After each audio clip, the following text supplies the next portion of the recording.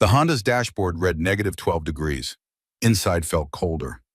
Sarah Mitchell's fingers had gone numb 20 minutes ago. Not from temperature, but from gripping the steering wheel so hard, her knuckles cracked white against gray skin. 38 days. 38 days living in this car with her daughter and a tall who thought homelessness was an extended camping trip. 38 days of parking lot bathrooms and gas station sinks and pretending everything would be fine tomorrow. The blizzard hit the windshield like handfuls of white static, erasing the road, the trees, the world. Just white. Endless white. The kind of white that made Sarah wonder if she'd already died, and this was some cruel purgatory designed specifically for single mothers who'd made too many mistakes. Maya's voice came from the back seat, small and scared, wrapped in every blanket they owned. "Mama, I can't feel my toes." Sarah's heart cracked. Not broke. It had broken weeks ago when the eviction notice came. This was different.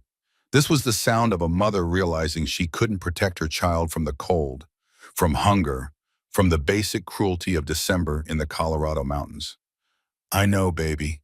We're going to find somewhere warm. I promise." The lie tasted like copper pennies. Promises were luxuries for people with options. Sarah had burned through her options around day 23, somewhere between selling her wedding ring and stealing toilet paper from a McDonald's bathroom. Scout whined from the passenger seat, his breath fogging the window. The Beagle mix had been Maya's 8th birthday present, back when Sarah still had a pool and an apartment, in a belief that hard work meant something. Now he was just one more mouth to feed with money that didn't exist. The heater had died 4 hours ago. The gas gauge sat at a position Sarah called below empty, but please don't ask how that's possible. The radio had given up trying to find a signal and now just hissed static that sounded like the universe laughing. Through the whiteout, Maya gasped, "Mama, look!" Sarah squinted through fog glass smeared with ice. There, rising from the snow-choked wilderness, like a dream someone forgot to wake up from. A lodge. 3 stories of dark timber and riverstone. Massive, abandoned, impossible. No smoke from the chimneys. No lights in the windows. No tire tracks in the driveway buried under 3 feet of fresh snow. The kind of place rich people rented for winter retreats where they wore fuzzy socks and pretended to enjoy cross-country skiing before returning to their real lives in Denver or Boulder or anywhere that wasn't the middle of nowhere during a blizzard the radio kept calling historic and unsurvivable. "Who lives there?" Maya whispered. "Nobody." Sarah's voice came out steadier than she felt. "Nobody's been there in a long time." Something in her chest tightened. Not fear exactly, more like recognition. Like the universe had just placed a door in front of her, and the only question was whether she had the courage to knock or break it down. She killed the engine to save what little gas remained. The sudden silence felt like a held breath.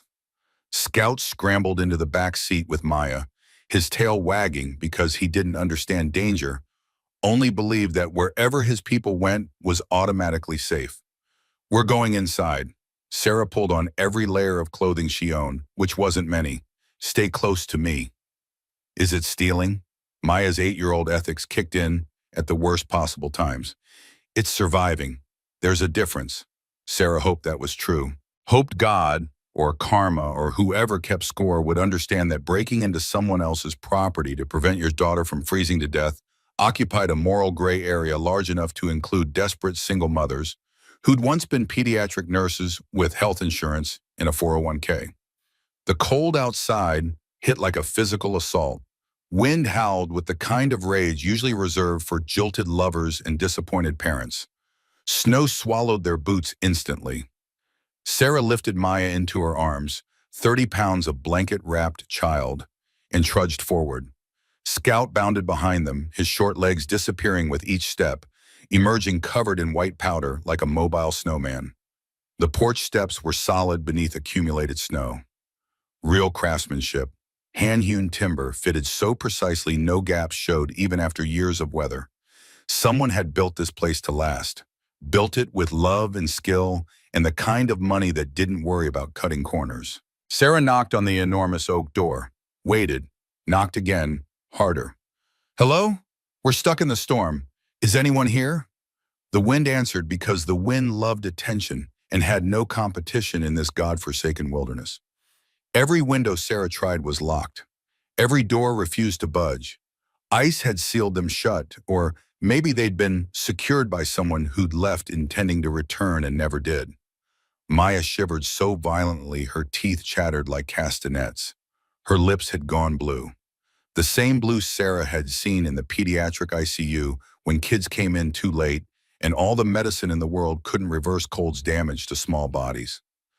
Sarah looked around, spotted a snow-covered porch chair, grabbed it, whispered an apology to whoever owned this place, and swung the chair at a side window.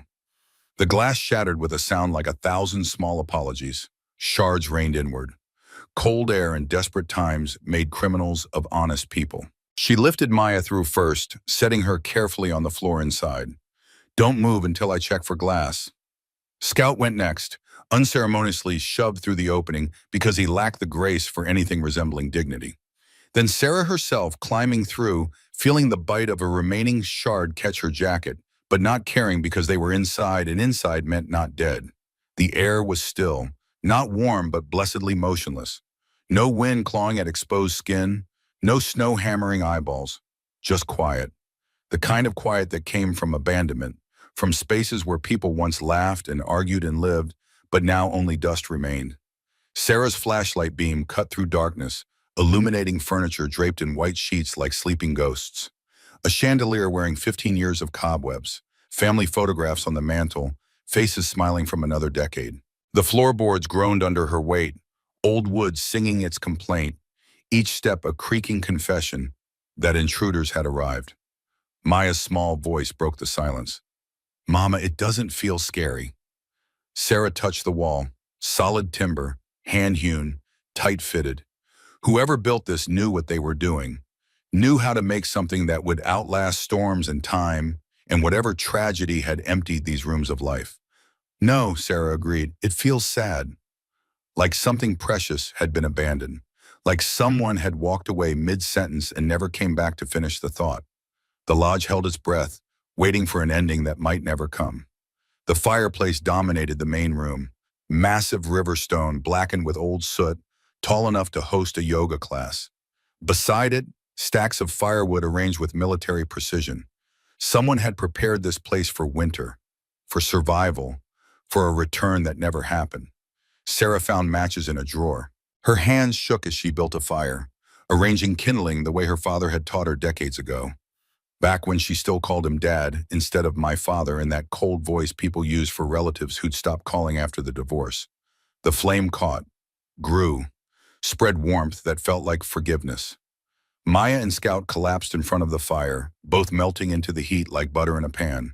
Sarah dug quilts from a hallway closet, wrapped them around her daughter, and for the first time in 38 days allowed herself to believe they might survive the night. While Maya slept, Sarah explored. 5 bedrooms upstairs, each one frozen in time. Beds made with hospital corners. Dust thick enough to write messages in. Closets full of clothes that still smelled faintly of cedar and better days. The master suite held a dresser covered with the debris of interrupted lives.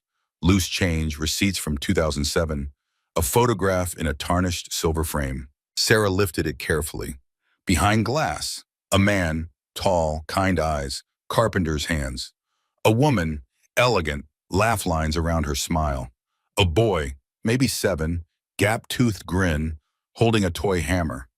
Summer 2007 read the inscription. The Hartley family. "What happened to you?" Sarah's finger traced the glass, leaving a clean line through accumulated dust. On the nightstand, a journal. Leather cover soft with age and touch. Pages yellowed at the edges. Handwriting feminine, careful, full of loops and grace. Sarah opened it, knowing she was trespassing twice now. Once into the house, again into someone's private thoughts. December 15th, 2006. "We closed on the lodge today. James says it's our sanctuary, our place to escape when the world gets too loud. Daniel loves it. He's already claimed the room with the window seat. Says he's going to read every book ever written up there. I hope he does." Sarah flipped it forward. Entries about teaching Daniel to ski, James building furniture. Family dinners by the fire. Plans for the future written in present tense by someone who believed she had time. March 2007, James taught Daniel how to chop kindling today. I watched from the porch, terrified and proud in equal measure. My boys, my beautiful, capable boys. July 2007, best summer of my life. October 15th, 2007, we've never been happier. This lodge is everything we dreamed. Whatever happens, we want Daniel to know. Everything we built was for his future. Then nothing. Blank pages. As if Rebecca Hartley had simply stopped existing mid-sentence. Sarah closed the journal slowly. Outside, the storm howled. Inside, the lodge held its secrets close, wrapped in dust and silence, and the ghosts of happy summers that would never come again. Morning arrived quietly, like it was tiptoeing through the mountains trying not to disturb anyone. Gray light filtered through tall windows, illuminating dust motes that danced like tiny spirits. Sarah woke with a stiff neck and the unfamiliar sensation of having slept somewhere that wasn't the Honda's driver's seat. Maya was already up, Scout nestled in her lap, both studying a book from the lodge's shelf titled Mountain Wildlife of Colorado. "Mama, did you know bears sleep all winter?" "I did, baby." "We should too. It sounds nice." Sarah laughed, first real laugh in weeks. The sound felt foreign in her throat, like a language she'd forgotten how to speak. Then she saw the broken window. Wind whistling through, bringing cold. Glass shards on the floor catching morning light. Evidence of her crime glittering accusingly. "'Kay." Sarah rolled up her sleeves. "Time to fix what we broke." The shed behind the lodge yielded supplies. Plywood, nails, a hammer old enough to have weight and character. Work gloves stiff with disuse. Sarah measured, cut, hammered. Each nail driven was a small act of control. Each board fitted was proof she could build, not just survive. Maya held the plywood steady, her small hands surprisingly strong. "We're fixing the castle, Mama." "We're fixing the window, sweetheart." Same thing. Maybe it was. The sound of hammer on nail echoed through the lodge, the first purposeful noise these walls had heard in 15 years. Sarah's muscles ached from the work, but it felt good, like penance and progress wrapped together. Like maybe she could repay this place for saving their lives by making it whole again. The rumble announced Sheriff Tom Bradley before Sarah saw him. Snowplow crawling up the long driveway, yellow lights blinking like a mechanical Christmas tree. He stepped out mid-50s, weathered face, eyes that had seen everything twice. The kind of cop who knew everyone's business but didn't spread it unless necessary. His knock was firm, professional. Sarah opened the door trying to look like a woman who made reasonable decisions instead of one who'd committed breaking and entering 12 hours ago. "Morning, ma'am, Sheriff Bradley. Mind if I ask what you're doing here?" No accusation in his voice, just fact-gathering. Sarah had dealt with enough authority figures to recognize the difference between cops who wanted to help and cops who wanted to fill quotas. "We got caught in the storm. We broke a window to get in. I'm sorry, I'll pay for damages." She had no idea how she'd pay, but the promise felt important. Bradley looked past her at Maya and Scout by the fire. His expression softened, just a fraction. "Anyone hurt?" "No, sir, just cold." "You know whose property this is?" "No, sir. Is it yours?" He almost smiled. "Hartley family. Used to vacation here. Haven't been back in, must be 15 years now." Sarah's chest tightened, remembering the journal, the photograph, the boy with the toy hammer. "Do you know them? The Hartleys?" Bradley's face clouded. "Knew them. Good people. James and Rebecca died in a car accident, 2007. Their boy Daniel went to live with relatives. Place has been empty ever since." "What happened to Daniel?" "Lost track of him. Uncle Richard manages the property now, or supposed to." Bradley looked around, taking in the dust, the neglect, the broken window Sarah had already repaired.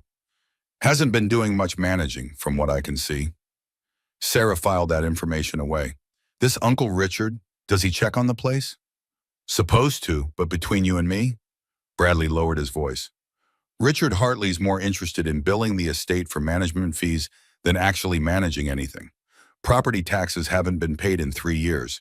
County's planning to auction it off next month." The words hit Sarah like cold water. "Auction?"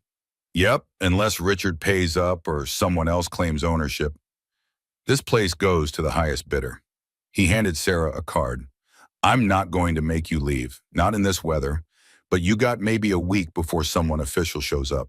Richard's got lawyers. They'll evict you quick. Sarah took the card, her mind racing.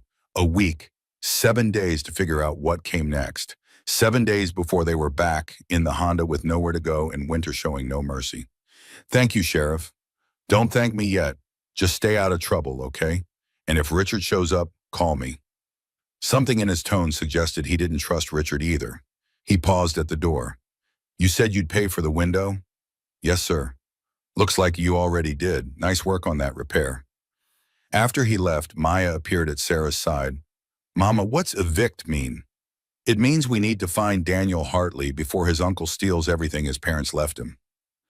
That afternoon, Sarah noticed the ceiling, faint rectangle in the plaster of the upstairs hallway, pull-down ladder to the attic. Maya spotted it first because 8-year-olds noticed everything adults missed. Mama, what's up there? Probably nothing. Storage, old furniture. But Sarah's nurse instincts kicked in. The same instincts that noticed details other people missed, that saw patterns and symptoms, that kept her employed for 8 years before medical debt from her own emergency surgery ate their savings and cost her everything. The ladder wasn't dusty. Someone had used it recently. Or recently being sometime in the last 15 years. She pulled the cord. The ladder descended with a shriek of springs, the sound cutting through the lodge's silence like an accusation. 1 rung, 2, 3, each step creaking its protest. Her head cleared the floor level. Flashlight beams sweeping across darkness revealed cardboard boxes labeled in neat handwriting. Daniel's school projects. Christmas decorations 2006. James's tools. Furniture draped in sheets, suitcases stacked like forgotten journeys. And in the far corner, Sarah's breath caught. A safe, commercial grade, 6 feet tall, green metal, scratched and dented but intact. The kind of safe you'd find in a bank vault, not a vacation lodge. She approached slowly. Dust motes danced in her flashlight beam. The air up here smelled like old paper and cedar chips and something else. Metal and age and secrets kept for too long. The safe had a combination dial. No key slot, just numbers 0 through 99. And a brass plate riveted to the door. For Daniel, our beginning, our future, our love. Sarah's fingers trembled as she touched the cold metal. What are you hiding?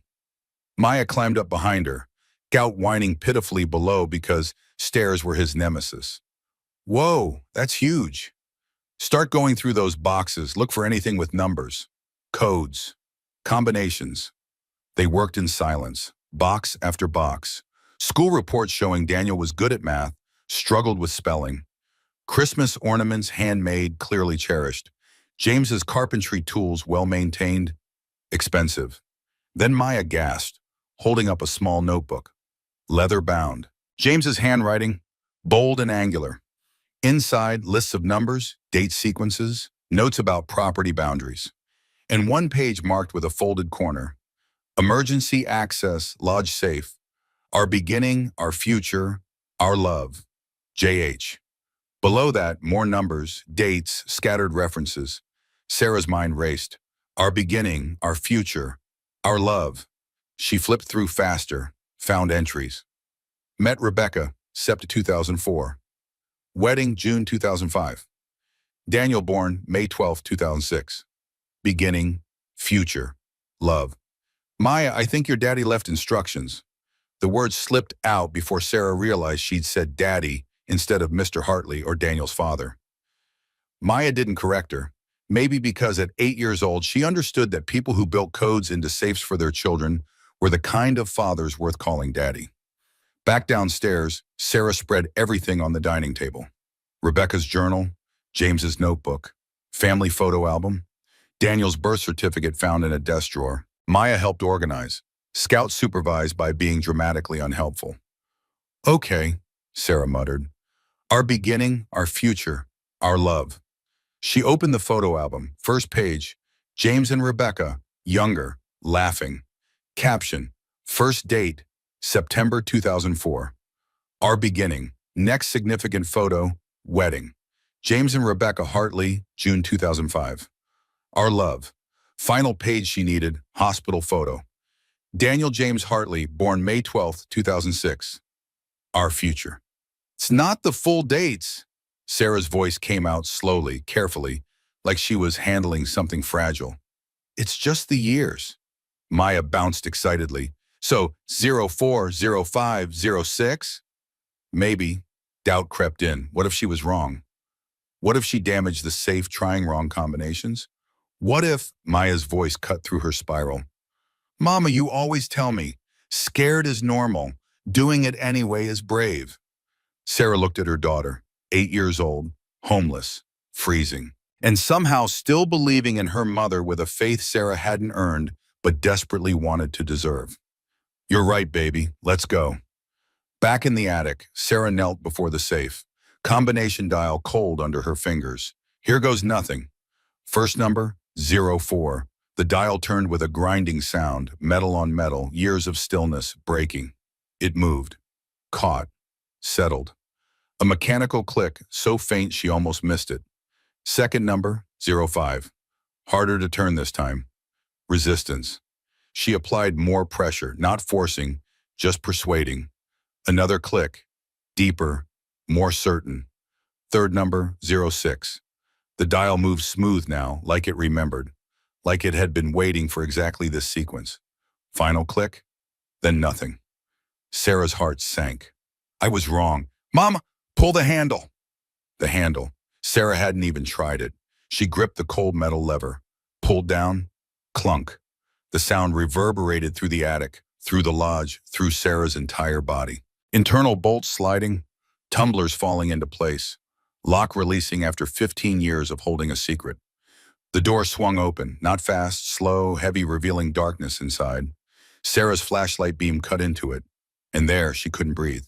Stacks, rows, bundles, cash in neat brick-like packets, banded and labeled, bearer bonds in sealed folders, documents, legal papers, and on top of everything, an envelope. For Daniel, if you're reading this, we're gone. Sarah pulled out the first bundle of cash. The label, $50,000. Counted the visible stacks, dozens. Found a document folder. Inside, inventory list. Total liquid assets, $245 million. Oh my God. The words came out barely audible. Maya climbed up beside her, looked into the safe. Her small voice carried the weight of understanding beyond her years. Mama, is that real? Scout appeared at the ladder opening, barked once as if to say obviously. Sarah sank back on her heels. This wasn't just money.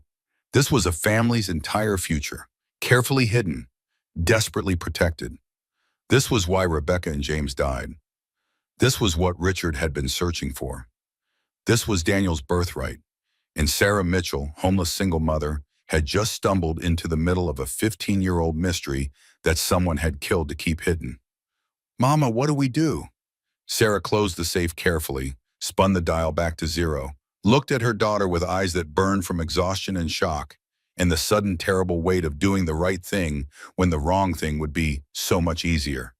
We find Daniel Hartley, and we give him back what's his. Outside, wind howled. Inside, the lodge seemed to exhale. Somewhere in the walls, timber settled. The game had changed. The next morning brought a sound Sarah had learned to fear. An engine, not the snowplow, something expensive, smooth, confident. She rushed to the window. Black Escalade pulling into the driveway like it owned the place, which legally it might. Man stepping out, late 50s, tailored coat, leather gloves, sunglasses despite the overcast sky. The kind of man who dressed to intimidate. He didn't knock, used a key. Sarah met him at the door. You're trespassing. No greeting, no pleasantries. We were caught in the storm. I don't care, you have 24 hours to vacate. Sir, we have a child. We have nowhere, not my problem. He looked past her, scanning the interior. His eyes lingered on the attic entrance, something in his expression. Hunger. Have you explored the entire property? Just the main floor. The lie came easier than it should have. He knew it was a lie. She could see it in the way his jaw tightened. The upper floors are structurally unsound. The attic is dangerous. Stay out of them. A threat dressed as concern. Sarah nodded, playing compliant. We will. His phone buzzed. He checked it, frowned. 24 hours, he repeated, then left. Sarah locked the door behind him, hands shaking. Maya appeared. I don't like him. Me neither, baby. Scout wagged his tail, oblivious to danger or maybe just faithful that Sarah would protect them. She hoped she could. That afternoon, Sheriff Bradley returned. Just checking on them, he said, but his eyes swept the lodge carefully. Professional observation. We're fine. Sarah's voice came out too quickly. Richard been by? This morning, gave us 24 hours to leave. Bradley's expression darkened. That's about right. He's got legal ground, technically. Property manager has rights to remove trespassers. Then Scout appeared, trotting proudly, tail wagging, carrying something in his mouth. Something black, something rectangular, something that made Sarah's blood freeze. A bearer bond. Scout dropped it at Bradley's feet like a prize, expecting praise. Sarah made a sound like a dying engine. Bradley bent down, picked it up, turned it over, studied the serial numbers. The Federal Reserve seal, long, awful silence. This is authentic. Sarah's brain scrambled for excuses, reaching for anything that sounded plausible. We found a box of old papers. We thought it was historical memorabilia? Like old movie props? Bradley's eyes met hers. He knew. She knew he knew. The air between them crackled with unspoken truth. Ma'am, where did your dog find this? Decision point. Trust the sheriff or lie and pray. Sarah looked at his face, saw not greed, not corruption, just curiosity and maybe concern. Can I show you something? I think you better. Sarah led him to the attic. Maya and Scout followed. She didn't open the safe, just showed him it existed, showed him the brass plate, showed him proof that something valuable lived in this abandoned lodge. I cracked the combination yesterday. James Hartley left it for his son. There's a lot of money in there. And documents. Bradley stared at the safe. How much money? The inventory says $245 million. He whistled low. And Richard doesn't know about this? I don't think so, but he's looking for something. The way he asked if I'd explored, he suspects. Bradley pulled out his phone, took photos of the safe, the brass plate. I need to make some calls. This is way above my pay grade. But if James left this for Daniel, and Richard's been managing the estate, there might be fraud involved. Can you find Daniel? I can try, but it'll take time. How much time? Week, maybe 2. Richard gave us 24 hours. Bradley thought, his face serious. Here's what we do. I'll talk to Richard. Buy you some time. Tell him there's an ongoing investigation into the property. That'll keep him from evicting you immediately. But you, he pointed at Sarah, you start looking for Daniel too. 2 searches better than 1. How do I even begin? Same way detectives do. Dig into the past. Find relatives. Old addresses. Paper trail. James and Rebecca had a life before they died. Someone remembers Daniel. Sarah nodded, feeling the weight of responsibility settle on her shoulders like snow. And the money? We don't touch it. We don't move it. It stays in that safe until Daniel Hartley shows up to claim it. Understood? Understood. Bradley headed for the ladder, paused halfway down. Ma'am, you could have kept this secret. Could have taken the money and run. Most people would.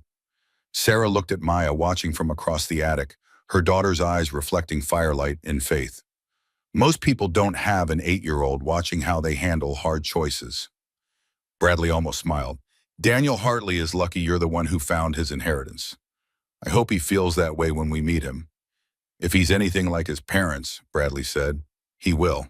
After the sheriff left, Sarah sat on the attic floor surrounded by boxes containing a dead family's memories and 245 million reasons to make terrible decisions. Maya curled up beside her, Scout's head in her lap. We're doing the right thing, aren't we, Mama?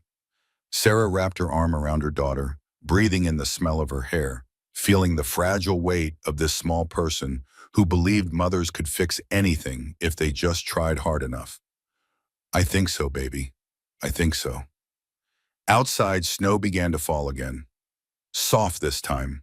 Gentle. Like the mountains were trying to apologize for the blizzard that had brought them here.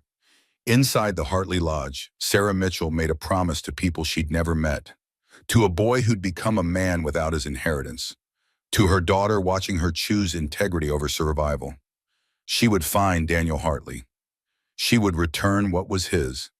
And somehow, impossibly, they would all survive what came next. Sarah sat at James's old desk in the office, surrounded by paper evidence of lives that ended too soon. The lodge's ancient desktop computer hummed to life after 3 attempts, its fan wheezing like it had emphysema. Maya had appointed herself assistant detective, armed with a notebook where she recorded clues in handwriting that looked like a seismograph during an earthquake. Scout's job was quality control. He failed spectacularly, choosing instead to chase dust bunnies across hardwood floors. Rebecca's journal lay open to entries that mentioned family. October 2006. Margaret called today. She's worried about James's relationship with Richard. Says Richard has always been jealous. I told her we're handling it, but honestly, I'm worried too. Margaret. Aunt Margaret. Sarah typed variations into the search bar, her fingers clumsy on keys that stuck from disuse. Margaret Hartley, Seattle. Margaret Hartley, Colorado. Margaret plus Daniel Hartley. The third attempt yielded results that made her chest tighten. Obituary, Margaret Hartley. Died 2019. Seattle, Washington. Survived by nephew, Daniel Hartley of Portland, Oregon. Portland. The word glowed on the screen like a beacon. Sarah's pulse quickened in that specific way it did when chaos began organizing itself into something resembling order. More searching. Daniel Hartley, Portland. Daniel Hartley, architect. Rebecca's journal had mentioned hoping he'd go into design, that he had James's eye for structure and Rebecca's appreciation for beauty. The firm's website loaded with agonizing slowness. Hartley and Associates Architecture. Morrison Street, Portland. Phone number listed right there like the universe had decided to stop being cruel for exactly 5 minutes. Sarah's hand hovered over her cell phone, trembling with something between hope and terror. Maya touched her arm with the kind of gentle certainty only children possessed, the kind that hadn't yet learned that reaching out sometimes meant getting hurt. Mama, you're really good at making people believe impossible things. Remember when you got the hospital to let us sleep in the waiting room by telling them we were waiting for a patient who didn't exist? That was different. That was survival. This is survival too, just bigger. The wisdom of 8-year-olds hit different when you'd been living in a Honda Civic for 38 days. Sarah picked up the phone, dialed. 3 rings felt like 3 hours. A woman's voice, professional, slightly bored. Hartley and Associates. This is Jennifer. Sarah's voice cracked on the first syllable. Hi, I need to speak with Daniel Hartley. Regarding? It's about his family's property in Colorado and his parents. Pause. The kind of pause that meant internal calculations were happening. Risk assessments being made. Mr. Hartley is on a site visit. May I take a message? Where is the site visit? I'm not at liberty to... Desperation made Sarah's voice sharp. Please, it's urgent. It's about his inheritance. Longer pause. Sarah could hear keyboard clicks, someone weighing protocols against the raw need in a stranger's voice. He's in Colorado Springs. Commercial project. He'll be back Wednesday.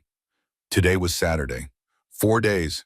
Might as well be 4 years when Richard Hartley had given them 24 hours and the clock was already bleeding minutes like an open wound. Can you give me his cell number? I'm sorry, I can't do that. Can you call him and give him my number? Hesitation crystallized into decision. I suppose I could do that. Sarah rattled off her number, then added words that felt simultaneously melodramatic and absolutely true. Please tell him, Sarah Mitchell called. Tell him we found Hartley Lodge. Tell him there's something his parents left him, something his uncle doesn't want him to know about. Silence stretched across the line like taffy. Then Jennifer's voice came back different, invested now instead of merely professional. I'll pass along the message.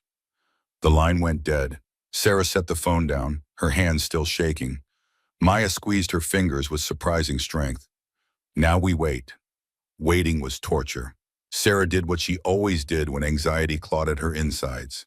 She worked. The lodge had problems beyond broken windows, leaky faucet in the kitchen dripping its Morse code of neglect, loose railing on the stairs that wobbled under weight, cracked tiles in the bathroom that looked like a map of nowhere good. James's toolbox sat in the shed, old but immaculate, every tool in its place with the kind of respect that spoke volumes about the man who'd owned them. Sarah selected a wrench, heavy and real and solid in her palm. The faucet required crawling under the sink into darkness that smelled like rust and time, and the particular loneliness of places where people once lived but didn't anymore. Cold pipes, rust flaking off in her hands like dead skin. But she'd fixed hospital equipment for 8 years before medical debt destroyed her life. Plumbing was just bodies with different fluids. Turn here, tighten there, replace the washer from the box she'd found in the shed, organized by size with the precision of someone who understood that chaos began with small things. The leak stopped. Small victory. But it felt like more than that. Every repair was proof she belonged here. Honor to James's memory, investment in a future she might never have. By afternoon, she tightened the railing, swept every floor, cleaned every window until glass caught light, and threw it around rooms that had lived in darkness for 15 years. Maya helped wash windows. Standing on a chair, Sarah tested 3 times for stability. Mama, it's like the house is waking up. Maybe it is. Maybe they were waking up too. Behind the main lodge, Sarah discovered a workshop she'd missed before. Door unlocked like it had been waiting. Inside, James's carpentry station. Unfinished projects on benches gathering dust. A rocking chair, half sanded, oak beautifully joined. For Daniel's room, deck 2007 written in pencil on the bottom. He'd never finished it, never got the chance. Sarah ran her hand over smooth wood, feeling the ghost of craftsmanship interrupted by tragedy.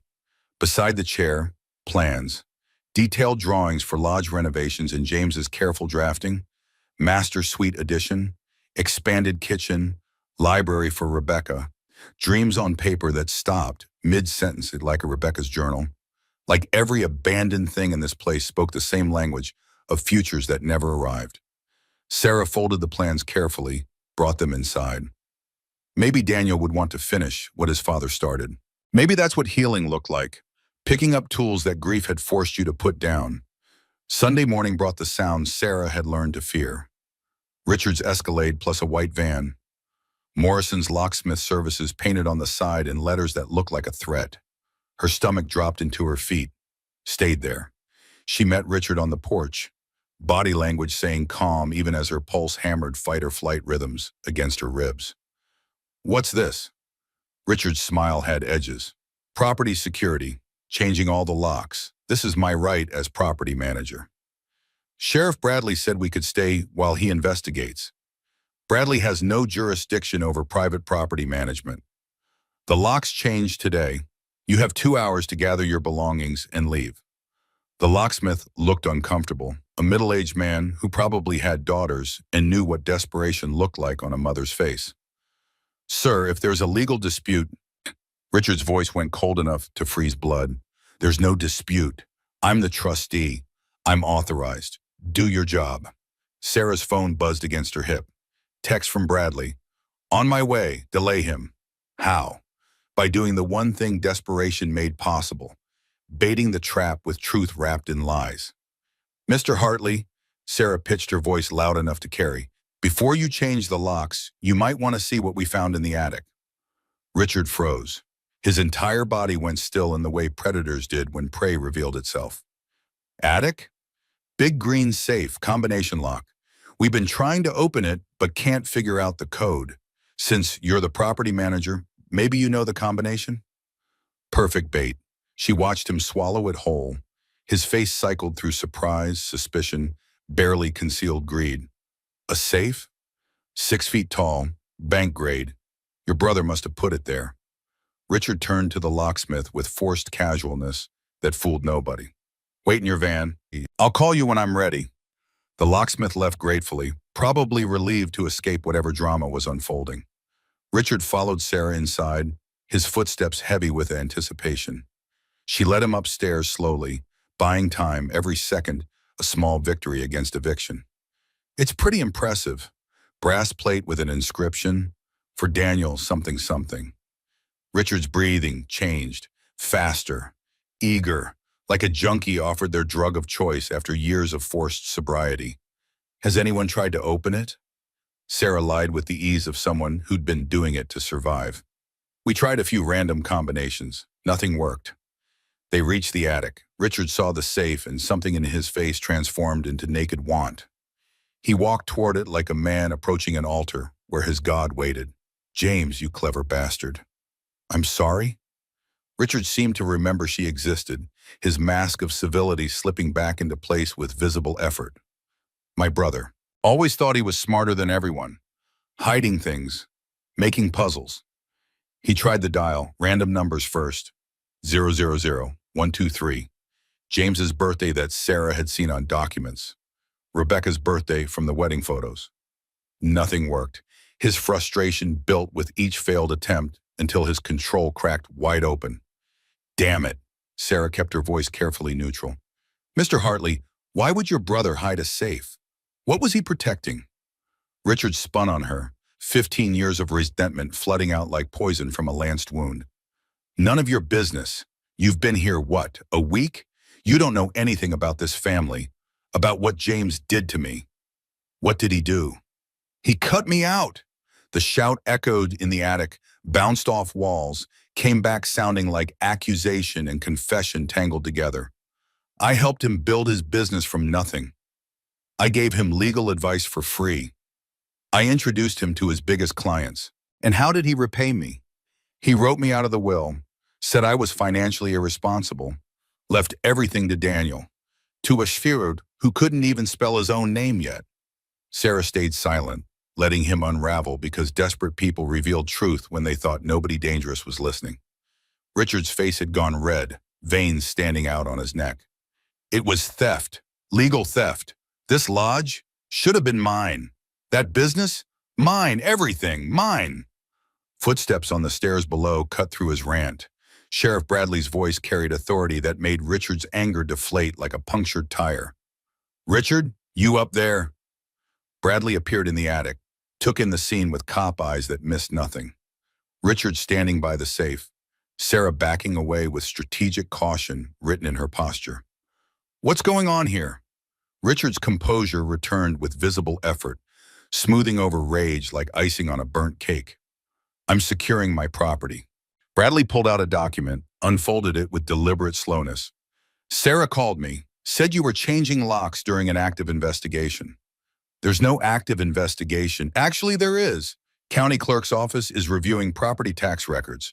Found some irregularities in the estate payments. 3 years of unpaid taxes, but your management fees were paid in full. Every year." Richard paled, not much, just enough to show the hit landed. "You can't do that." "I can, and I did. Until that's resolved, nobody's changing any locks. This property is frozen pending audit. If you have a problem, take it up with Judge Martinez." Standoff, Richard's lawyer brain clearly calculating odds, running scenarios, finding nothing that worked in his favor. Finally, he turned to Sarah with eyes that promised retribution. "This isn't over." The threat hung in the air like smoke after gunfire. He left. His footsteps faded. Bradley exhaled like he'd been holding his breath underwater. "That was close. How long can you hold him off?" "Week, maybe 2. But Sarah?" Bradley's expression went serious. "He knows about the safe now. He's going to come back. And next time he'll bring lawyers. Or worse. Then we need to find Daniel. Fast." Sarah's phone rang at 3 p.m. Monday, unknown number glowing on the cracked screen. Her hands shook as she answered, Maya and Scout both watching with the intensity of creatures who understood that important moments arrived wearing ordinary clothes. "Hello?" Male voice, young, careful, the kind of careful that came from being hurt before and learning to protect soft places. "Is this Sarah Mitchell?" Her prepared speech evaporated like water on hot pavement. "Yes." "This is Daniel Hartley. My office said you called about my parents' property?" Sarah's throat closed. She forced words through it. "Mr. Hartley, my daughter and I got caught in a blizzard. We found your family's lodge and broke in to survive. I'm so sorry.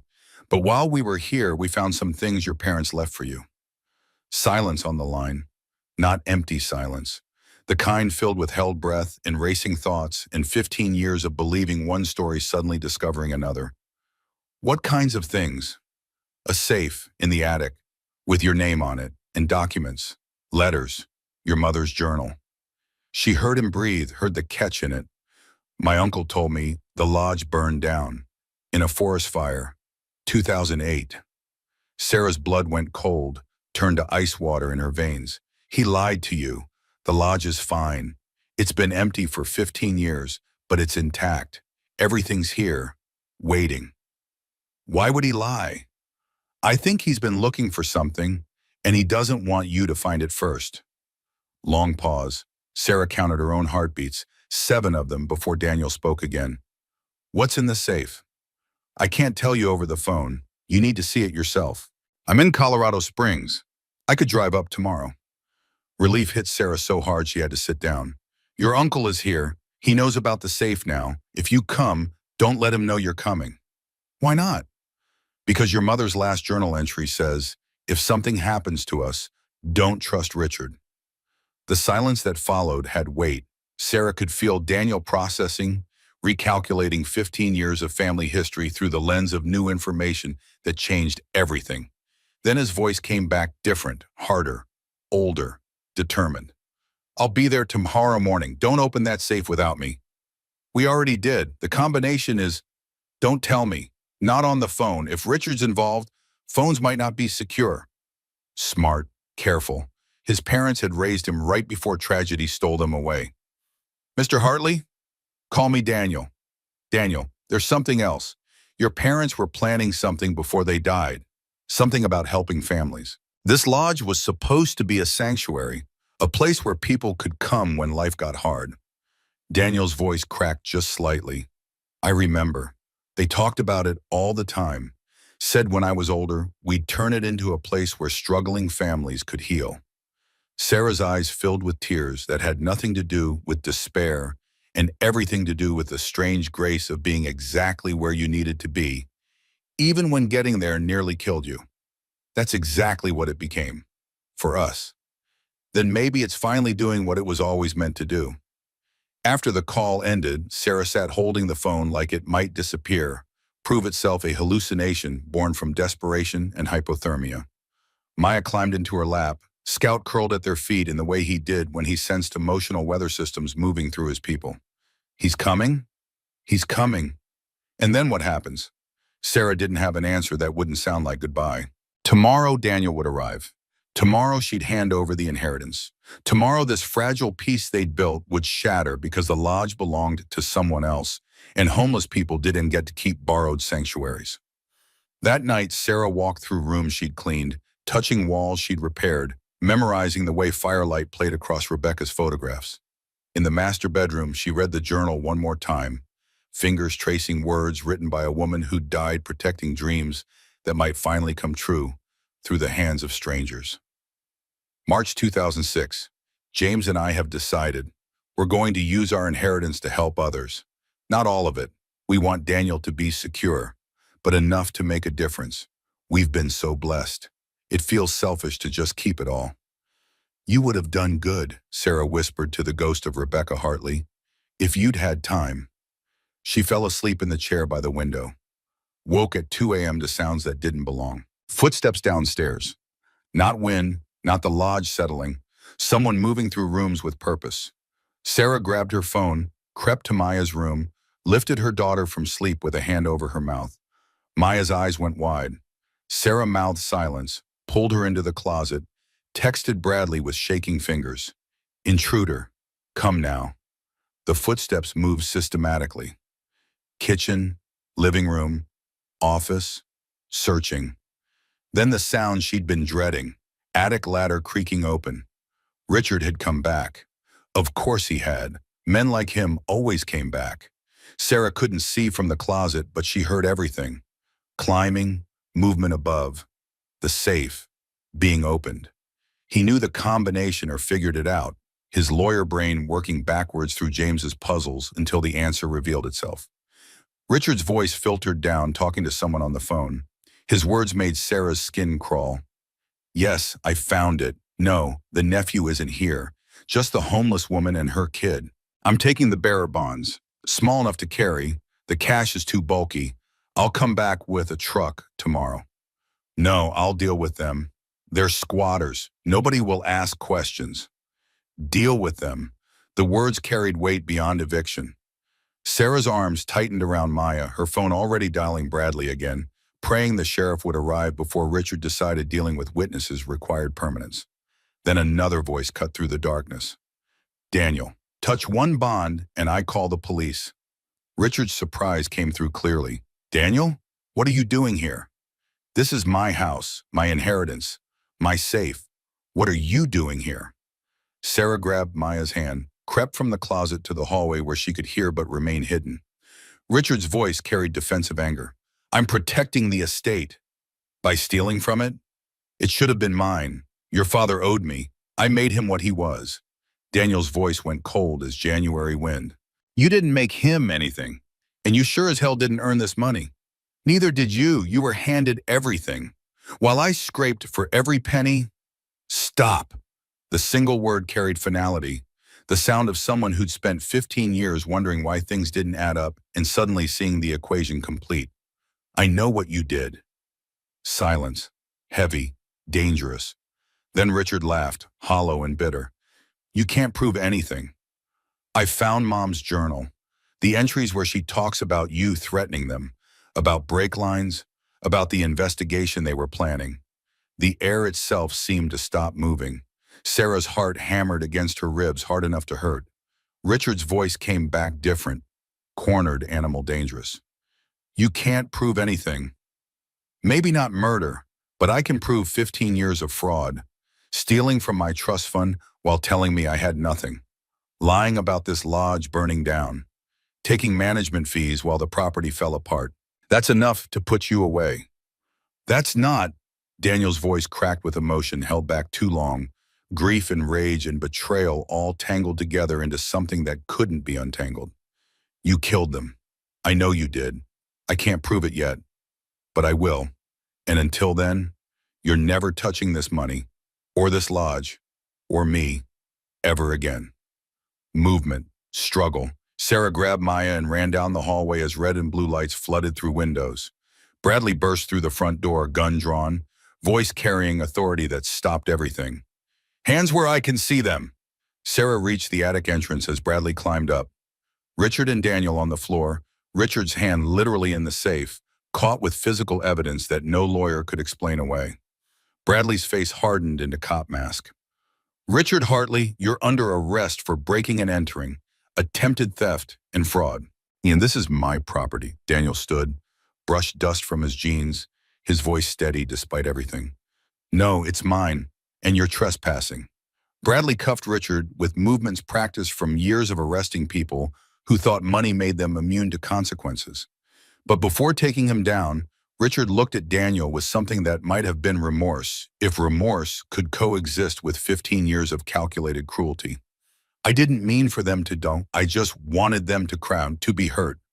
So they dropped the case against me. I didn't mean, but they did die. Daniel's words fell like stones in distilled water, creating ripples that would never stop. And you let me grow up thinking it was just an accident. You let me grieve while you stole from me. Richard said nothing. There was nothing to say that wouldn't make it worse. Bradley led him down the ladder, down the stairs, out into the night where patrol cars waited with lights that painted the lodge in alternating colors of justice delayed but not denied. Daniel stood alone in the attic, looking lost in the way people did when the story they'd believed their whole life revealed itself as fiction written by someone who benefited from lies. Sarah emerged from the shadows, Maya behind her, Gout bringing up the rear because he had excellent timing and terrible survival instincts. You heard? All of it. Daniel's legs gave out. He sat on a box, head in hands, shoulders shaking with silent sobs. Sarah sat beside him, close enough to offer presence without demanding conversation. Maya appeared on his other side, 8 years old and wise beyond her years. Mr. Daniel, are you okay? His voice came out muffled. I don't know. Maya considered this with the gravity children brought to adult pain they couldn't fix. That's okay. Mama says sometimes being okay takes a long time. Daniel looked up, eyes red, face wet with tears he'd probably been holding back for 15 years. He laughed despite everything, the sound broken but real. Your mama is very wise. I know. Scout pushed his head under Daniel's hand, offering comfort the only way he knew how, with physical presence and unconditional acceptance of human pain. Daniel scratched behind his ears, seemed to draw strength from fur and warmth and the simple fact of being alive when his parents weren't, when his uncle had stolen years he couldn't get back. The lodge creaked around them, timber settling, walls holding them all in the way Rebecca and James had dreamed. Sarah thought about sanctuary, about the way broken people found each other in the dark and built small fires against the cold. She thought about inheritance that came in forms beyond money, about legacies written in journals and hidden in safes and whispered by houses that remembered love even after people left. Daniel finally spoke, his voice steadier. What happens now?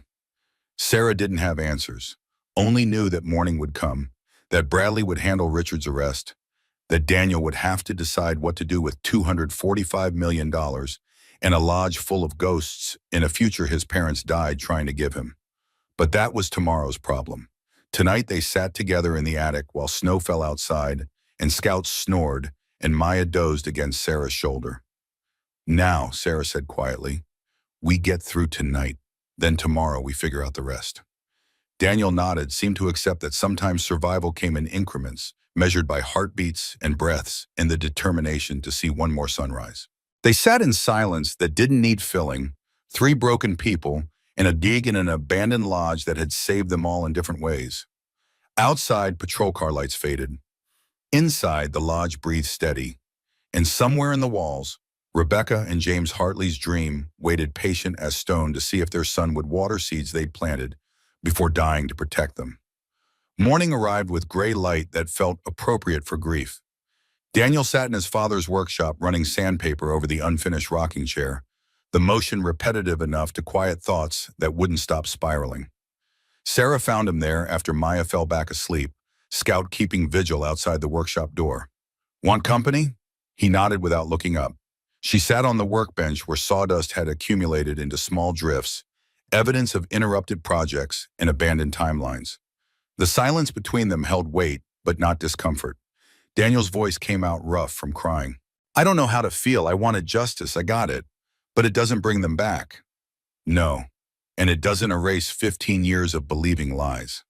No. So what's the point? Sarah chose words carefully, knowing grief made people fragile in ways that required gentle handling. The point is, Richard can't hurt anyone else. The point is, truth matters. The point is, your parents' dream doesn't die with them. Daniel kept sanding, wood grain emerging smooth under his hands. Dad was building this for my room. He never finished it. Do you want to finish it? I don't know how. Frank Morrison could teach you. He worked with your father. Sheriff Bradley mentioned him. Daniel looked at her for the first time since she'd entered, his eyes red-rimmed but focused. Would that be morbid, finishing something he started? Sarah thought about all the unfinished things in her own life, all the conversations cut short by divorce and debt and desperation. I think it would be honoring him, picking up where he left off, proving that death doesn't get the final word. Daniel ran his hand over oak that James Hartley had chosen, cut, joined with the precision of someone who understood that furniture outlasted people if built correctly. Okay, I'll finish it, and then I'll put it in the lodge, where families can use it, where it can do what Dad intended, provide comfort. 2 days later, Sheriff Bradley returned with paperwork that organized chaos into something resembling structure. Daniel, Sarah, and Maya gathered in the kitchen while Scout investigated smells only he could detect under the refrigerator. Richard's being held without bail. DA is building a case. That confession? Admissible if we handle it right. Bradley pulled out documents with the careful precision of someone who'd learned that small mistakes destroyed big cases. Daniel, the estate is yours now. Free and clear. Richard's claims are void. The lodge, the money, all of it, yours. Daniel nodded slowly, processing information that should have felt like victory, but mostly felt like exhaustion. After Bradley left, Daniel spread his father's renovation plans across the dining table, his mother's journal beside them, and the weight of decisions that would define the rest of his life pressing down like atmospheric pressure before storms. Sarah made coffee, 2 creams for herself, black for Daniel because she'd watched him drink it that way, At 3 a.m., when sleep wouldn't come and grief demanded witnesses, she set the mug in front of him without comment. I need to make some decisions. Sarah started to stand. We'll pack up today. Give you space. That's not what I meant. Daniel pulled out documents from the safe, estate planning papers Rebecca and James had drafted with lawyers who probably never imagined they'd be implemented so soon. My parents set up a trust. The money was always meant to go toward their sanctuary plan. They just didn't live long enough to make it happen. Sarah listened, her hands wrapped around her coffee mug for warmth that had nothing to do with temperature. I'm an architect. I design buildings, shopping centers, office parks, things that make money but don't actually help anyone. He looked up, his eyes carrying a determination that hadn't been there yesterday. I've never built anything meaningful, something that actually matters. What are you saying? I'm saying my parents died protecting this dream, and you stumbled into it exactly when you needed it. Maybe that's not coincidence. Maybe that's design. He paused, vulnerability crossing his face like clouds over sun. I don't need $245 million. I have a career. I'm comfortable. But you've been sleeping in a car, and you could have stolen all this and disappeared, but instead you found me. You chose integrity when choosing survival would have been easier. Sarah's eyes filled, but she refused to let tears fall. Daniel continued before she could interrupt. I want to fulfill my parents' dream. Turn this lodge into what they planned. A sanctuary for families in crisis. The words hung in the air like snow not yet fallen but inevitable. But I can't do it alone. I need someone who understands what it's like to need help. Someone who knows how to make a home out of nothing. Someone who already brought this place back to life just by being here. You want me to stay? I want you to run it as director of the Hartley Lodge Family Sanctuary. Salary, housing, purpose, a job that matters. Maya grabbed Sarah's hand with both of hers, her small voice carrying the weight of 8-year-old hopes that had been crushed too many times. Mama, is he asking us to live in the castle? Daniel smiled despite everything.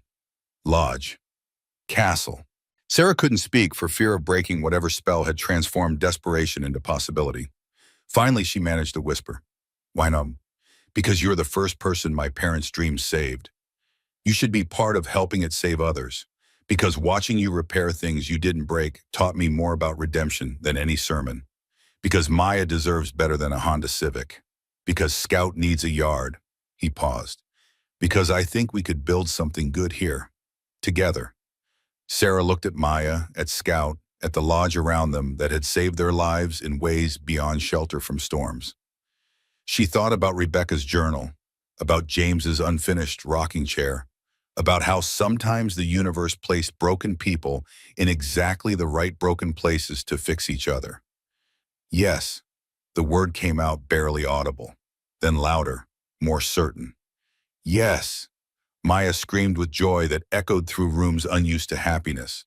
Scout barked in solidarity. Daniel smiled, the first real smile Sarah had seen crack through his grief. Then let's get to work. We have a sanctuary to build. The work consumed them.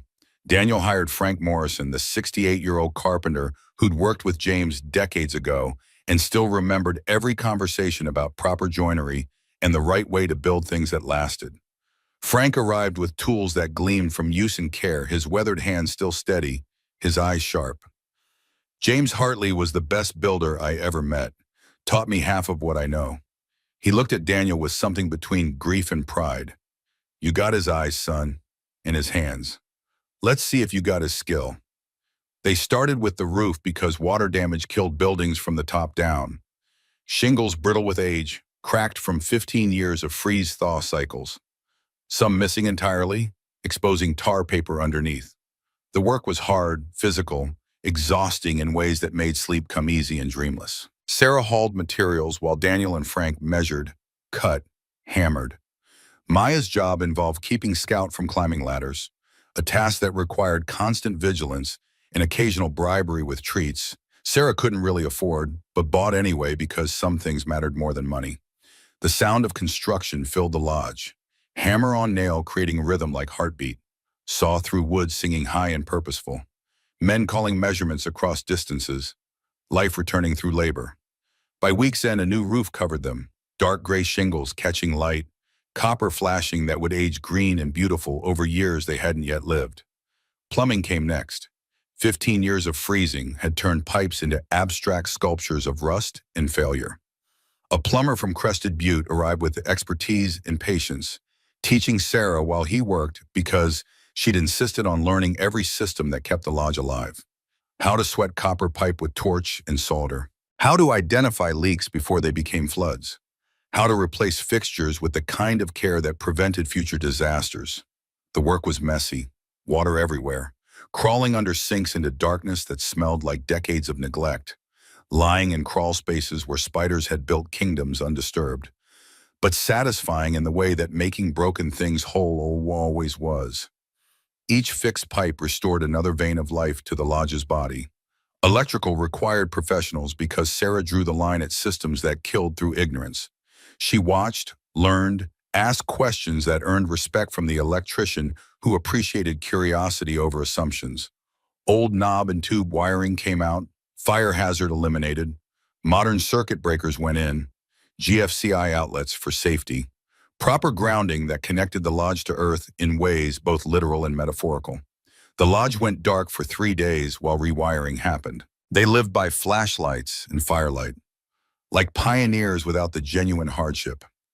Maya loved it, declaring them tougher than any family in history because they had Scout, and pioneers definitely didn't have beagles with terrible survival instincts. When electricity returned, every room flooded with light warm enough to feel like forgiveness for all the years spent cold and abandoned. Interior restoration became Sarah's domain. Years as a nurse meant understanding hygiene, safety, accessibility, practical needs that architects sometimes missed while focusing on aesthetics. She designed each family suite with care that came from remembering what mattered when you had nothing. Private bathroom for dignity, small kitchenette for independence, sleeping area for privacy, living space for comfort that didn't feel institutional or temporary.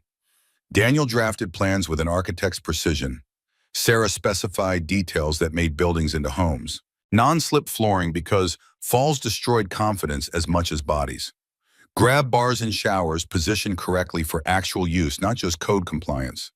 Child-proof outlets because children found danger with remarkable consistency. Multiple smoke detectors because poor people died in fires at higher rates, and that wouldn't happen here. Frank and his crew built while Sarah supervised, her eye catching problems before they became permanent. The sounds became soundtrack to their days. Saws cutting lumber with high-pitched whines that set Scout howling. Hammers driving nails and rhythmic percussion that marked progress in increments. Drills sinking screws with mechanical buzz that promised things would hold. Sanders smoothing wood with white noise that filled spaces where conversation didn't fit. The smells changed too. Fresh-cut pine, sharp and clean. Wood stain, rich and dark. Paint with low VOC because children's lungs mattered. New carpet that didn't trigger asthma or carry memories of previous tenants' tragedies. By the end of month 3, 6 family suites stood complete, simple but whole. Each one a potential fresh start for someone whose old start had ended badly through circumstances beyond control or mistakes made from desperation. Sarah stood in Suite 1 imagining a family walking in, seeing clean walls and new sheets and working appliances and safety they controlled with locks only they held keys to. Daniel found her there, reading her thoughts in posture that had become familiar through months of working side by side. "You okay?" "I'm thinking about the family who'll live here, how it'll feel to walk in and have space, privacy, a lock on the door that they control." Understanding crossed his face. "That was you 3 months ago. That's still me, just on the other side of the door now, holding it open instead of breaking it down." Something shifted in his expression, softened in ways that had nothing to do with sympathy and everything to do with seeing someone clearly. They stood together in the completed suite, separated by 3 feet and connected by something neither had words for yet. 4 months after Richard's arrest, they stood in the Gunnison courthouse. Small room, wood paneling, American flag, stern judge who'd seen every variety of human failure and developed immunity to manipulation disguised as remorse. Richard Hartley at defendant's table wearing orange jumpsuit and handcuffs, his face harder than Sarah remembered, but also smaller, diminished by consequences catching up. The charges read like a catalog of betrayal spanning 15 years. Embezzlement, wire fraud, falsifying estate documents, attempted theft, breaking and entering. Involuntary manslaughter for James and Rebecca Hartley's deaths caused by brake lines cut for money and jealousy and the particular bitterness of people who believed they'd been cheated by having to watch others succeed. The DA presented evidence with methodical precision. Bank records showing Richard's theft compounding annually. Documents proving he'd lied about the lodge burning kept Daniel away from his inheritance through systematic deception. Rebecca's journal entries about threats Richard made when James discovered the embezzlement. James's notes documenting fraud with the care of someone who knew they might need proof but didn't live long enough to use it. The mechanic testified last, breaking down on the stand while confessing what 15 years of guilt did to a man who'd taken $5,000 to cut brake lines and told himself it wouldn't really hurt anyone. His sobbing filled the courtroom with the sound of too late remorse. Daniel's hands clenched. Sarah held one of them, feeling tendons tight as cables, knuckles white with pressure that needed release but had nowhere safe to go. She squeezed gently, reminding him he wasn't alone, even when grief made it feel that way. Richard's lawyer tried standard defenses that convinced no one. Circumstantial evidence, unreliable testimony after 15 years. My client was protecting the estate. The judge cut him off with the impatience judges reserve for lawyers who insulted everyone's intelligence. The verdict took 2 hours. Guilty on all counts. Sentencing 30 years, no parole for 20. Richard would be 78 before freedom became possibility again if he lived that long. Outside the courthouse, Daniel collapsed against Sarah, his body shaking with sobs 15 years delayed. She held him while Frank patted his shoulder awkwardly, and Maya hugged his legs with fierce protectiveness, and Scout leaned against them all with the solidarity of creatures who understood that sometimes humans just needed a break before they could build themselves back into functional shapes. That night, Daniel worked on the rocking chair with Frank teaching him his father's techniques, how to fit joints without nails, how to sand with the grain, not against it, how to finish wood so it glowed instead of just shined. The repetitive work calmed something in Daniel that words couldn't reach, the physical act of creation providing counterweight to days spent watching destruction cataloged in courtrooms. When the chair was finished 3 weeks later, oak gleaming with hand-rubbed oil, joints tight, rockers smooth, they placed it in the great room by the fireplace where families would gather. Proof that beautiful things could emerge from patient work and careful attention, even when grief tried to convince you nothing good remained possible. The first family arrived on a Tuesday in May when spring finally remembered Colorado existed. Jennifer Rodriguez, 32, single mother with 2 kids, Marco, 6, and Sophia, 9, fled domestic violence 2 months ago, living in her car since. Sarah recognized the look in Jennifer's eyes because she'd worn it herself not that long ago. Exhaustion mixed with desperate hope and the particular wariness of people who'd learned that help usually came with strings attached. Welcome, I'm Sarah. They shook hands, Jennifer's grip tentative. You're really letting us stay? For free? For up to 6 months while you get back on your feet. We have job training, childcare, counseling, whatever you need. Jennifer's eyes filled. Why would you do this? Sarah smiled with understanding that came from having asked the same question. Because 4 months ago I was you. Homeless, scared, out of options. Someone gave me a chance. Now I'm paying it forward. She led Jennifer to Suite 1, watching her walk in slowly, touch walls like they might disappear, run fingers over clean counters and new sheets. Marco and Sophia ran past shouting about bunk beds and TV and shampoo in the bathroom like these were miracles instead of basic necessities. Jennifer covered her mouth, sobbing. Sarah hugged her with the fierce gentleness of women who'd survived similar storms and remembered what salvation felt like when it finally arrived. More families followed. The Johnsons, Marcus and Angela with 3 kids, lost their apartment when factory layoffs destroyed budgets already stretched beyond reasonable limits. Tommy Williams, veteran with a PTSD, whose night terrors had cost him jobs until homelessness became inevitable. His 16-year-old son, Jake, keeping them alive through odd jobs while watching his father deteriorate with the helpless rage children felt when parents broke. Each family brought different trauma, Different needs, different versions of the same story about systems that failed and safety nets with holes too large to catch falling people. Sarah met each family with understanding born from experience. Daniel provided structure, designing schedules and systems with an architect's precision. Frank taught carpentry to anyone interested. Scout supervised everything badly but with enthusiasm that somehow helped more than proper supervision would have. Routines emerged organic and necessary.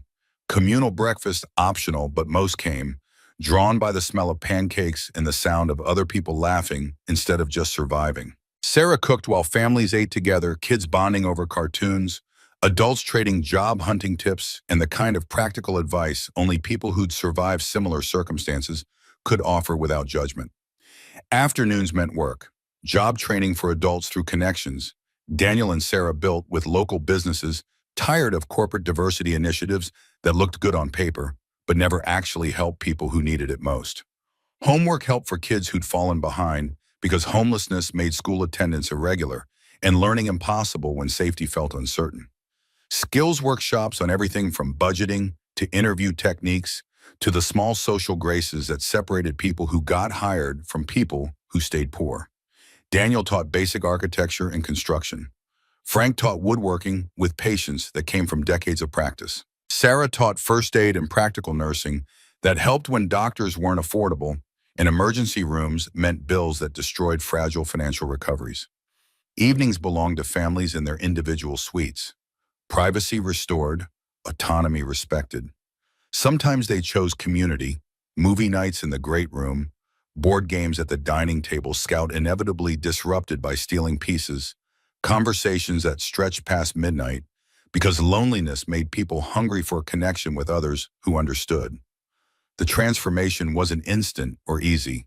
Jennifer had nightmares, woke screaming from dreams where her ex found her and finished what he'd started. Marcus fought depression that came from feeling like he'd failed his family, despite evidence suggesting economics failed him first. Tommy's PTSD didn't disappear because he had a roof. Trauma wasn't that polite or easily dismissed by comfort. But slowly, incrementally, healing happened in ways measurable and invisible. Jennifer started smiling genuine instead of performance. Got a job at the local hospital with Sarah's recommendation and references that emphasized reliability over gaps in employment history. Started saving money with the careful precision of someone who'd learned poverty's lessons and wouldn't forget them even after paychecks became regular. Marcus found construction work through Daniel's connections, regained confidence that came from building things instead of watching everything fall apart. Started planning their next steps with hope instead of just avoiding disaster. Tommy entered VA therapy, started medication that helped more days than it didn't, had good days and bad days, but more good ones as weeks passed. Jake started being a kid again instead of a parent, his face losing the particular hardness that came from carrying responsibilities children shouldn't have to bear. One night at communal dinner, all 6 families plus Sarah, Maya, Daniel, Frank, the table groaned under potluck contributions everyone took pride in. Jennifer made tamales from her grandmother's recipe, the cooking therapeutic and the sharing meaningful. Angela brought mac and cheese that kids worship because some foods transcended sophistication. Tommy grilled burgers with the focus of someone using cooking as meditation against thoughts that wouldn't quiet. Sarah made salad because someone had to pretend vegetables mattered even when carbs provided comfort. The noise overwhelmed in the best way, kids laughing without fear underneath it. Adults talking instead of just planning escape routes. Scout begging with optimism that never acknowledged previous failures. Dishes clattering. Life in all its messy glory, filling rooms that had been silent too long. After dinner, Marco approached Sarah with the solemnity 6-year-olds brought to important announcements. "Miss Sarah, can I tell you something?" "Of course, sweetheart. I used to be scared all the time. In the car, in the shelter.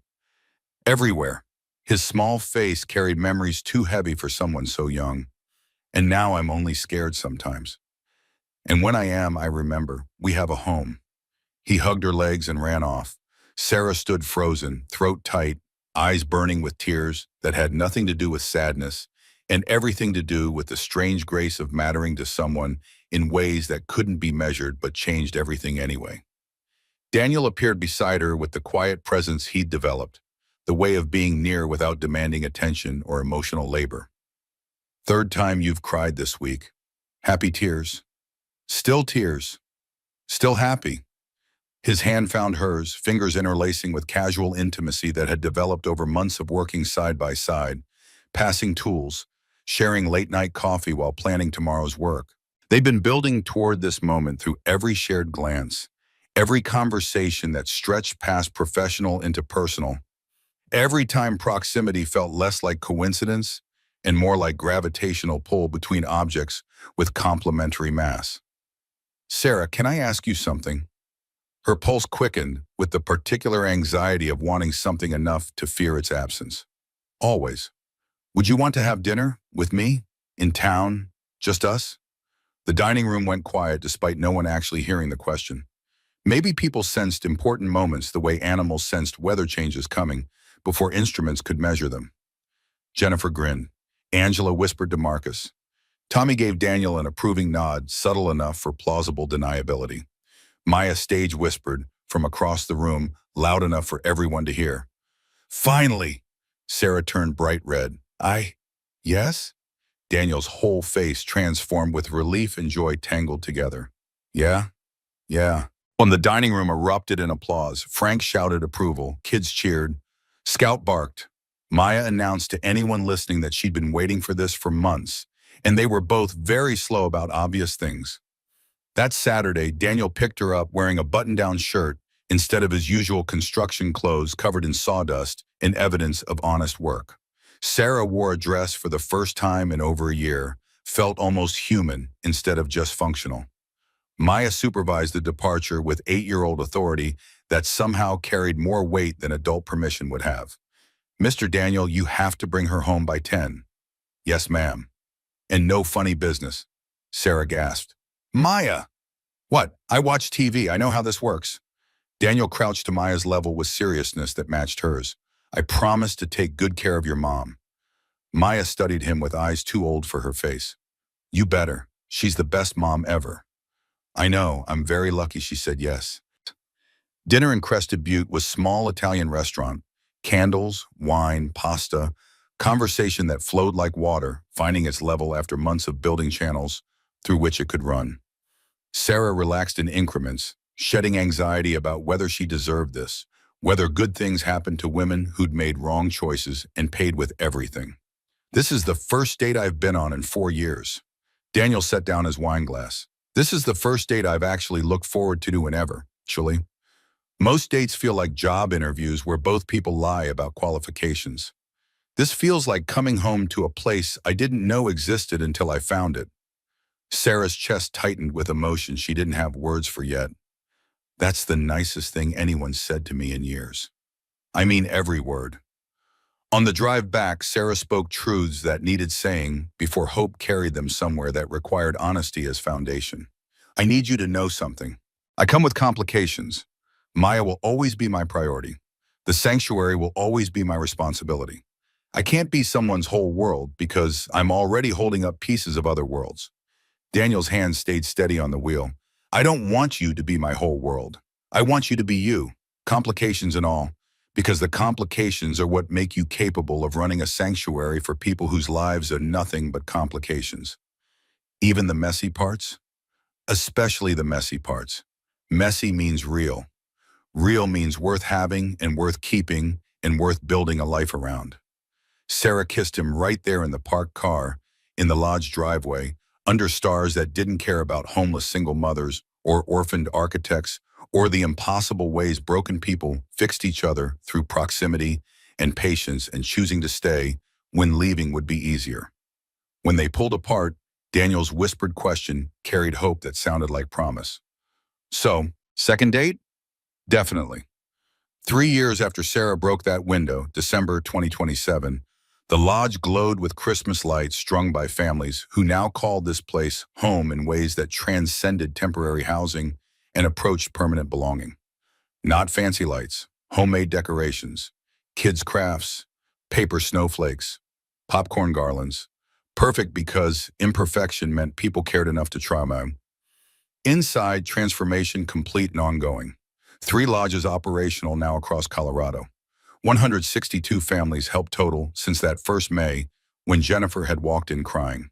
12 staff members, all former residents who'd stayed to pay forward what they'd received because some debts couldn't be repaid to original creditors and had to be passed along to whoever came next, needing what you'd needed before. Waiting list 6 months long because need always outpaced resources and never stopped coming, like tide that didn't care about capacity or exhaustion or good intentions, meeting finite limitations.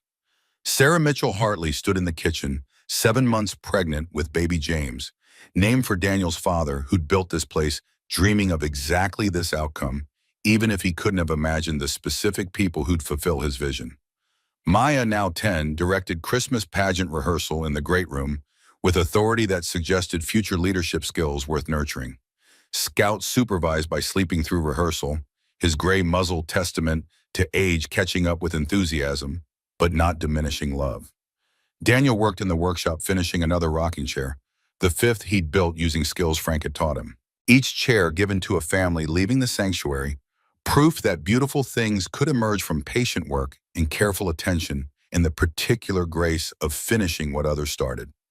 That evening brought annual Christmas dinner. Current families, staff, alumni who'd moved on to stable housing but returned for holidays because family meant more than blood. And this place had given them family when biology or circumstance had taken theirs away.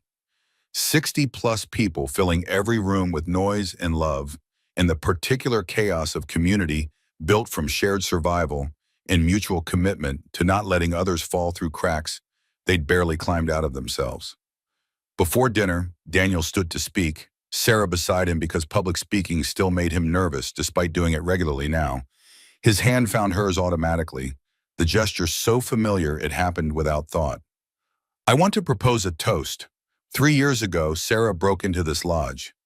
He paused for laughter, best breaking and entering in history.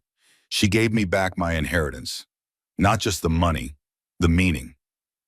My parents died trying to protect this dream. Sarah made it real by choosing integrity over survival, by finding me instead of running, by showing me that wealth without purpose is just hoarding disguised as success." He raised his glass. "So this toast goes to James and Rebecca Hartley, who dreamed impossible dreams and died protecting them."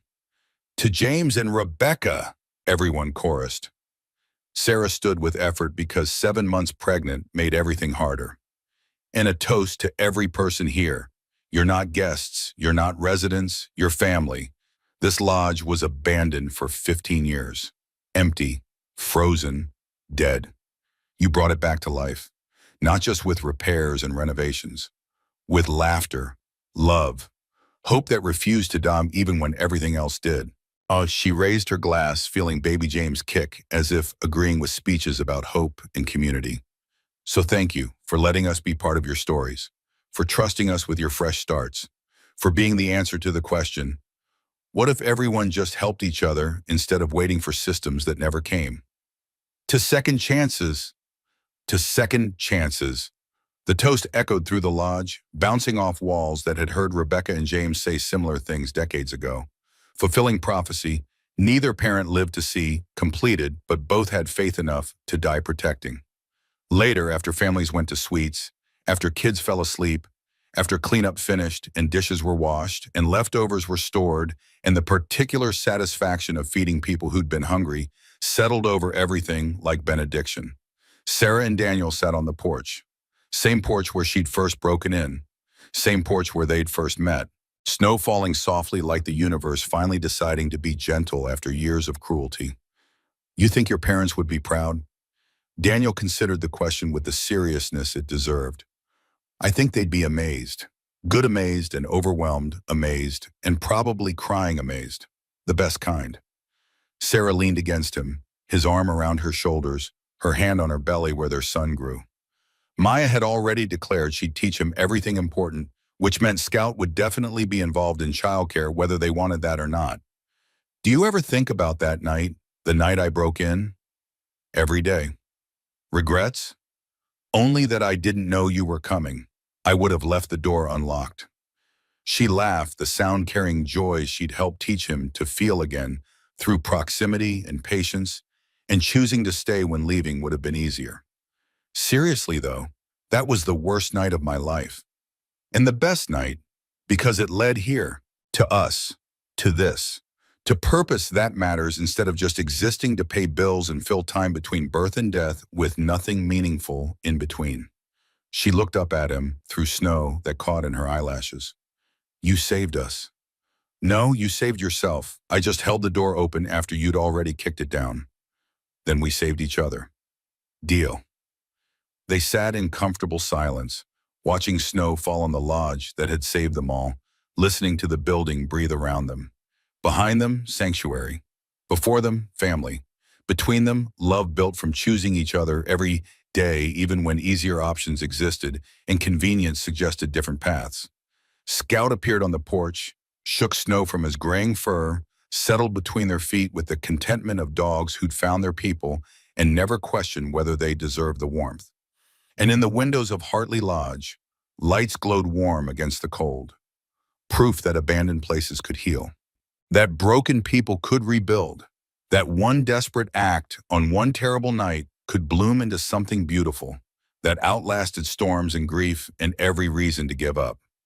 The lodge stood strong, timbers solid, foundation unshakable, built by James with hands that knew wood, dreamed by Rebecca with heart that knew hope, saved by Sarah with courage that looked like desperation but was actually faith wearing work clothes, honored by Daniel with purpose that looked like obligation but was actually love choosing action over memory, and filled, finally, perfectly, completely filled with exactly what it was always meant to hold. Not just families, not just shelter, but proof that when people chose to help instead of hoard, to open instead of close, to believe instead of dismiss, they built sanctuaries that outlasted the people who built them and saved lives that hadn't even arrived yet. The snow fell, the lights glowed, the families slept safe, and Sarah Mitchell O'Hartley sat on the porch of the castle she'd broken into and the home she'd helped build, holding the hand of the man she'd saved by letting him save her back, carrying the child they'd made from hope that had survived when survival itself seemed impossible. She thought about Rebecca's journal, about James's unfinished rocking chair, about Maya sleeping upstairs in her own room with her own bed in her own home that couldn't be taken away by eviction or poverty or any of the cruelties that had defined their lives before this place caught them when they were falling. She thought about the 47 families in the first year, the 162 since then, the 6 months worth of families still waiting, the expansion continuing because need never stopped and neither would they.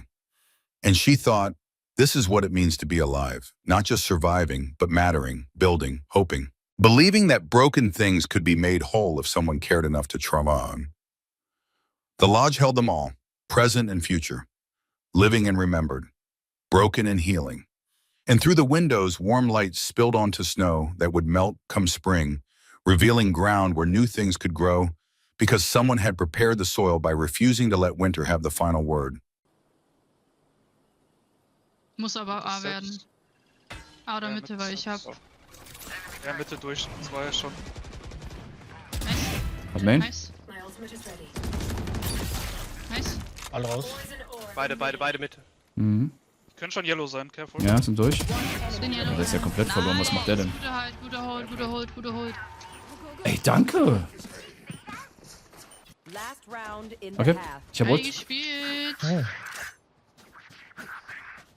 Omen, kannst du mal. Ja. Kannst du von hier. Ah, nee, geh mal Also hier. ich meine, wenn mir jemand das Bundle schenken will, Ja, okay, gut. also da bin ich natürlich offen dafür, ne? Also, Leute, Ah, ja. Ja, aber deine geht schneller. dann nehme ich's. Ja, ich wollt's nur. Dann nehm ich's. Ich weiß. Soll ich es direkt machen, ja, ne? Ja, ja. So ist es nicht.